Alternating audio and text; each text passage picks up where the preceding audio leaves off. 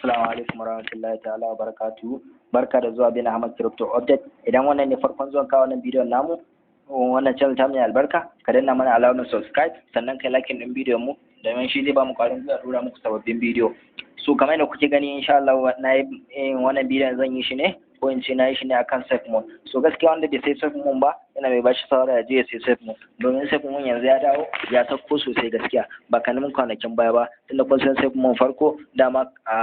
ba da kuɗi da ya fara ba sannan kuma ya zo dan yi tsada so yanzu kasuwa ta yi dai ya sauko sosai kuma sannan yanzu haka akwai changes ɗin da SafeMoon suke yi akan shi akwai abubuwan da use case ɗin da suke karuwa akan shi yanzu haka za a yi mai blockchain nashi masu SafeMoon za su yi blockchain sannan kuma za su yi exchanger sannan kuma a wannan ƙarshen wata wallet ɗin wannan SafeMoon da kowa zai je da download ɗin ta cikin Play Store a fara amfani da ita so kun ga da an fara amfani da wannan wallet tashi wannan yana ɗaya daga cikin abin da zai daga darajar shi sannan kuma suna son su yi blockchain nasu yanzu haka sun ce suna yin aikin ne kuma very soon za su gama so gaskiya SafeMoon wallet ita ma tana nan ready a wannan ƙarshen wata za su yi launching ɗinta a fara amfani da ita so kun gani ko dai holders ɗin SafeMoon kaɗai za su dinga amfani da wannan